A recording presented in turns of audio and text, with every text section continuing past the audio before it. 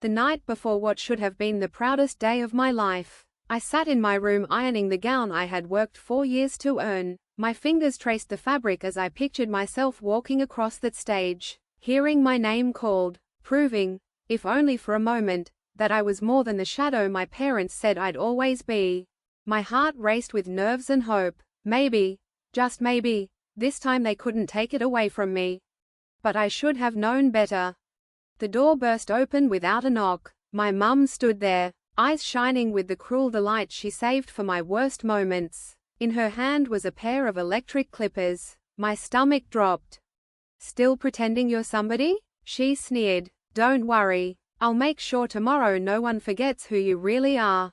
Before I could respond, my dad appeared behind her, phone already in hand like he was settling in for a show. "Do it," he laughed. "Let's see if being bald makes her look even more pathetic." I clutched the chair, knuckles white. "Please, not tonight, not tomorrow. It's my graduation," I begged. My mum's nails dug into my shoulder. "Exactly why tonight?" she said, voice cold. "You don't get to stand up there acting like you earned anything. You're ours. We'll decide how the world sees you." The buzzing hit my ears before I could breathe. Tears blurred my eyes as my hair slid down my gown, pulling at my feet. I begged, I cried, but my father only laughed harder, snapping photos with every swipe of the clippers. "Oh, this is gold," he snorted. "Wait until the family chat sees this. Funniest thing you've ever done." Each lock that fell felt like a piece of me ripped away, my pride, my identity, my years of fighting to be more than their punching bag. When it ended, I sat trembling in the chair, bald and broken, surrounded by the pieces of myself scattered across the floor. Mum tilted my chin with the clippers still in her hand. "Look at you," she spat, "bald, like your future. Tomorrow, everyone will see you for what you are, failure, plain and simple." Dad leaned in, phone flashing in my face as he snapped one last photo. "Perfect," he said, grinning. "Tomorrow they'll clap for your degree but laugh at your head. Finally, you're good for something." Comic relief. That night, I didn't sleep. My scalp burned against the pillow, my tears soaking through. Every time I shut my eyes, I heard their laughter, saw my bare reflection, felt the weight of what they'd taken. But somewhere between the sobs, something shifted. A thought sharp as glass cut through the pain. If tomorrow was supposed to be their joke, then the real punchline would be mine. I swore it wouldn't end with me broken. The morning of graduation, I sat in front of the mirror, my fingers grazing the raw skin of my scalp. Every touch reminded me of what they'd stolen. On the bed, my cap and gown waited, symbols I had once dreamed of wearing proudly. Now they felt like props in someone else's cruel joke.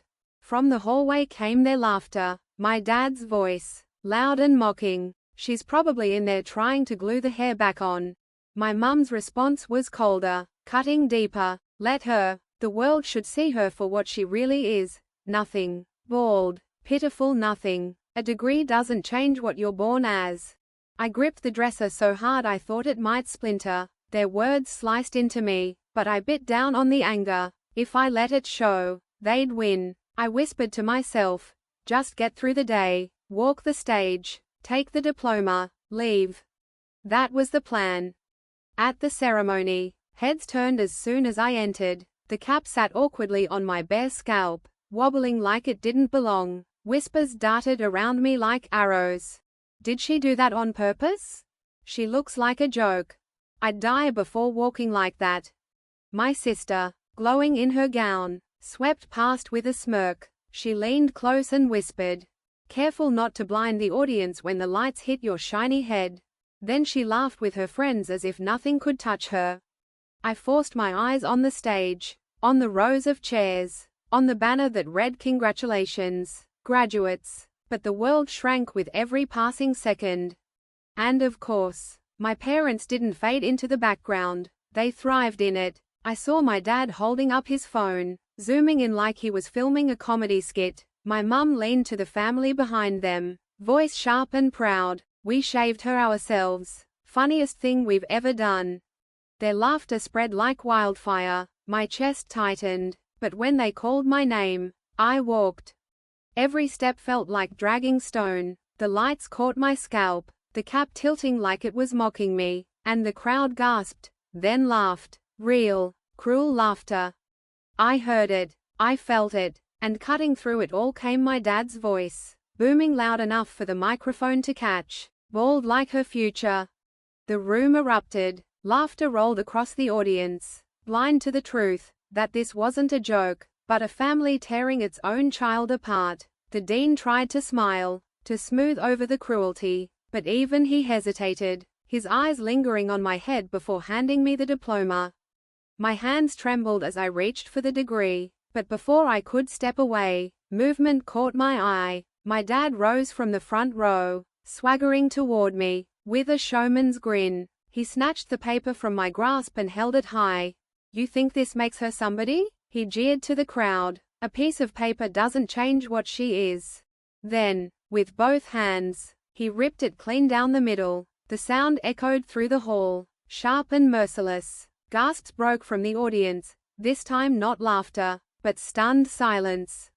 Before the shock faded, he seized the trophy I had been awarded for academic excellence. He lifted it like a weapon, then smashed it against my head.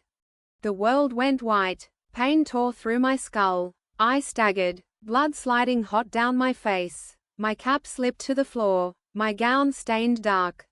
And then came my mother's voice, high, gleeful, merciless.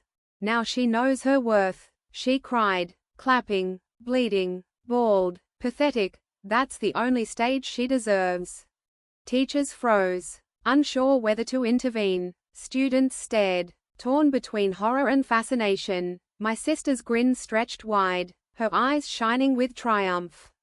I should have collapsed. I should have broken, but as I wiped the blood from my cheek with my sleeve, I looked out at them. My parents doubled over in laughter, my sister smirking like a queen, and something inside me hardened to steel. This was the last time they would laugh at me. Not because they'd stop, but because I would end it.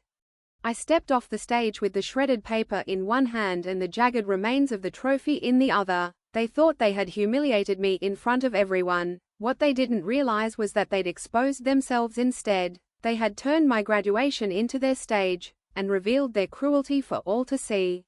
If they thought this was the end of my story, they were wrong. The blood on my gown, the sting of my scalp, the humiliation burning through me, it all became fuel. I left that hall not as their victim, but as the author of their downfall. The blood dried stiff against the fabric, but what I carried out wasn't shame, it was clarity. For too long, they had mistaken cruelty for power. They believed laughter was the final word, but their performance had given me every weapon I needed. For weeks, I stayed silent, no yelling, no arguing, not even a glance when they taunted me. My mother sneered, "Still bald, still nothing." My dad raised his phone like I was a carnival sideshow. My sister draped her spotless gown around the house like a trophy, reminding me hers was untouched. They wanted me to break. Instead, I waited. I recorded everything, every insult, every bruise, every drunken laugh. When my father replayed the video of the trophy shattering on my head, chuckling as if it were his favorite sitcom, he never noticed me in the doorway, filming him bragging, "Raising her this way is called parenting." I gathered it all, quietly, patiently, like a hunter setting traps. Then came the night of their celebration. My sister had landed a small office job, ordinary by any measure, but to my parents, it was her coronation. They invited neighbors, relatives, old teachers. They rented a hall and hung banners declaring her pride of the family. And that was the night I decided to strike. I went to the celebration, not because I wanted to, but because I needed to. I wore a plain dress, no wig, no scarf. My scalp, patchy with new growth, was bare for everyone to see. The whispers began as soon as I walked in. My dad nudged my mum, grinning. "She's really committed to the comedy act." My mum smirked. "She should thank us. We gave her a personality." The cruelty didn't sting anymore, not after what I had prepared. When the speeches started, My dad couldn't resist. He grabbed the mic and, with a dramatic pause, announced, "Some kids make you proud, and some just make you laugh. Guess which one this bald bird is?" The crowd erupted. My sister soaked it in, waving like she was royalty. I waited, calm, patient. When the laughter ebbed, I stepped toward the mic. People assumed I would defend myself. My mum muttered, "Here comes the pity show." My dad smirked, lifting his phone to record. But I didn't beg. I didn't explain. I pressed play on my phone.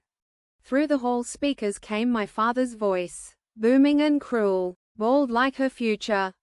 Gasps rippled through the crowd. Then my mother's voice followed, clear as glass. "Now she knows what she's worth. Bleeding and bald. That's all she'll ever be." The room went still. Next came my sister's taunt, recorded on graduation day. "Careful not to blind the audience when the lights hit your shiny head." Silence. The same audience who had laughed moments ago now turned on them. My parents' smiles froze. My sister's painted grin cracked. Then the final clip played. My dad, laughing over the video of the trophy shattering against my head. Best family joke yet. And my mother's laughter layered over it like a curse.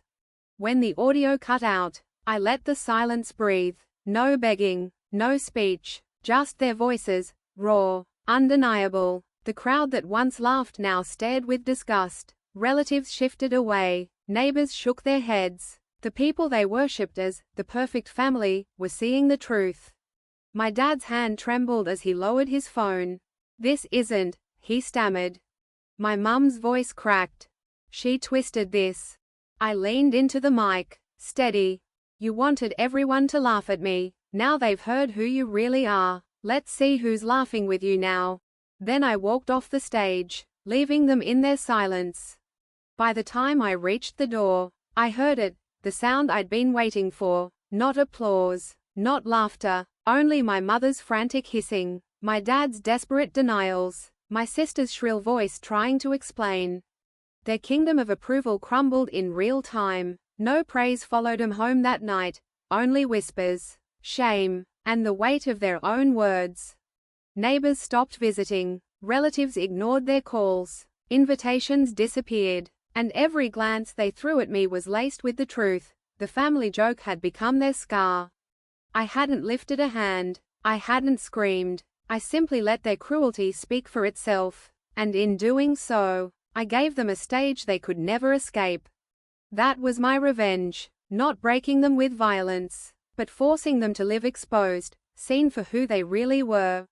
That night, as I lay in bed with my scalp still tender, I smiled for the first time in years. Their laughter was gone, and it was never coming back.